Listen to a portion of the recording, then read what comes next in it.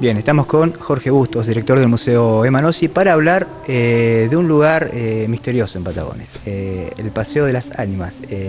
Queremos ver, bueno, cómo es que surgió este paseo, cómo llegó a ese lugar, quién era el dueño.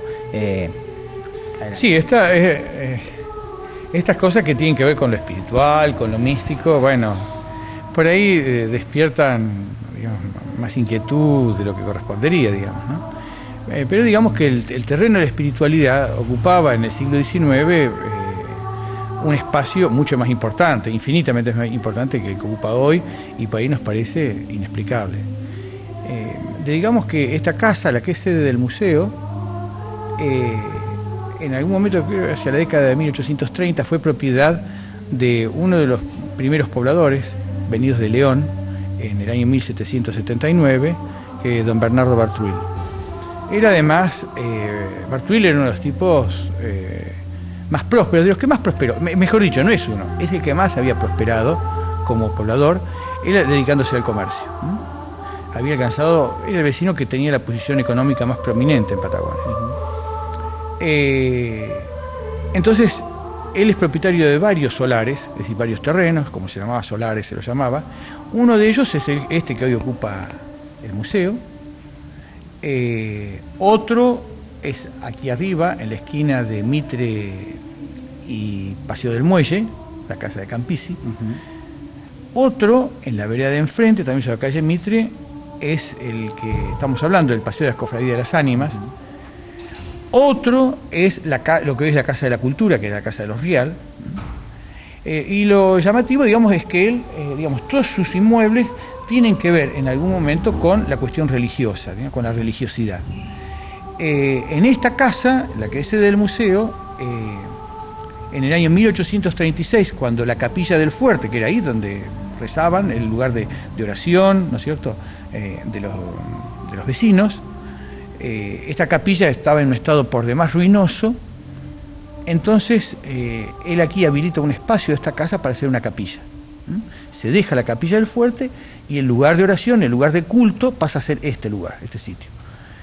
Y 2 años después, entonces traslada esta capilla a la casa de arriba, a la casa de la esquina, de Mitre y Pasaje del Muelle, y allí funciona la capilla de Patagones.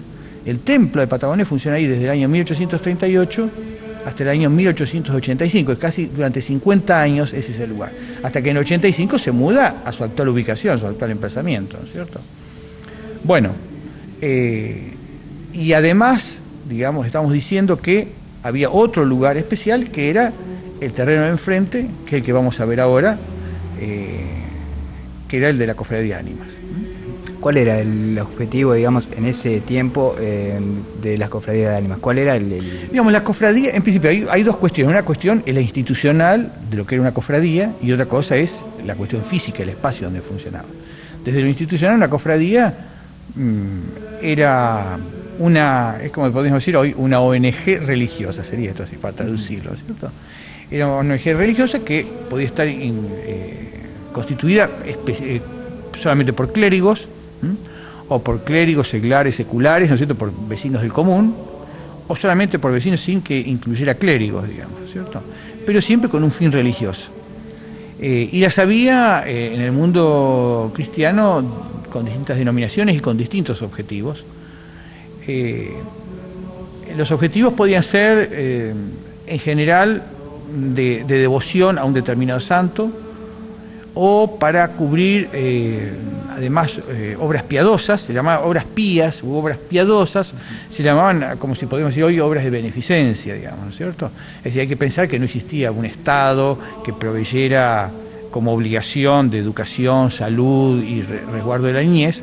Bueno, y a veces de estas, especialmente desde estos ámbitos se generaban estos espacios de contención, digamos, ¿no?, a partir del aporte de los fieles. Claro. Pero era una especie de canje, digamos, ¿no?, porque la cofradía garantizaba, digamos, estas limosnas que recaudaba. Había toda una cuestión financiera que se manejaba en la cofradía, que a veces no solamente era dinero, a veces era una propiedad cuya renta, los fondos de esa renta iban a parar a la cofradía. Y con eso se sostenían, como decía, obras piadosas, Y una cosa muy importante es que es a lo que se dedica especialmente esta cofradía, que es a las almas del purgatorio. Y hoy, nos parece, digamos, nos cuesta comprender la importancia del bautismo, por ejemplo. Es decir, pensar, a la gente podía hacer proezas para llegar a bautizar a su hijo, porque era este tema: quien no estaba bautizado y moría sin el bautismo, no podía ver a Dios. Algo que hoy no tendría mucho en cuidado a la gente, si va a poder o no ver a Dios. Trataría solamente con tratar de saber que la va a pasar bien, ¿no es cierto? Sí, claro. Pero este tema era muy fuerte, era prácticamente, resolvía, digamos, la vida de una persona, saber que contaba en una vida ultraterrena. Esto también hay que creer muy fuertemente en un más allá. Por eso hay mucho misticismo en todo esto, ¿cierto? Hay que creer en un más allá y pensar que en esa otra vida que va a haber, hay que estar preparado para ella. Entonces, ¿y qué cosa lo sostenía en otra vida? ¿Por qué decimos el purgatorio? Bueno, pensando en todas aquellas almas con un sentido de modestia que no iban a parar al cielo, tampoco al infierno, y tenían un espacio intermedio, ¿no es cierto?, en el que no veían a Dios, pero que por lo menos no estaban, no padecían los horrores del infierno, ¿no es cierto?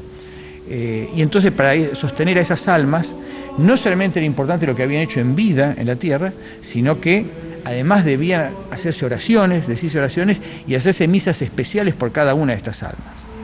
Así que eso significaba, y había, hay que pensar que en las iglesias, entonces había que todo un ornato que había que sostener, había que pagar la misa, porque se sostenían las iglesias en buena parte con el diezmo, que es una especie de impuesto que se cobraba, pero en muy buena parte también con lo que los fieles pagaban por las ceremonias, por los entierros, por los casamientos, por las misas, no las misas regulares, que esas las que daba regularmente el sacerdote.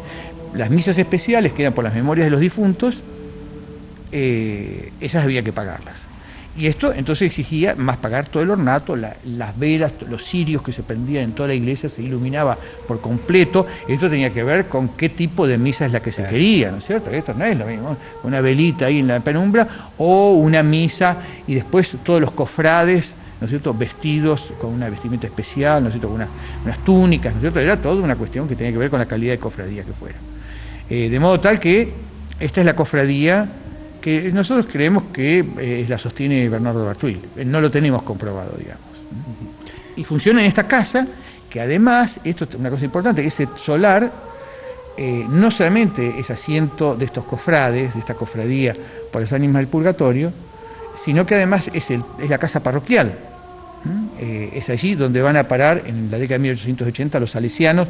Llegan aquí las hermanas de María Auxiliadora a esta casa, acá se van a alojar, y los salesianos que habían llegado un poco antes, los hombres, se alojan precisamente en esa casa parroquial. Y después allí funciona el primer colegio de San José. Esta es la primera sede del colegio de varones que hacen los salesianos. ¿Qué te parece si vamos a recorrer un poquito el lugar? Y vamos a ver la casa. Bueno, nos vamos a ver la cofradía de las ánimas, y para que usted también lo pueda ver.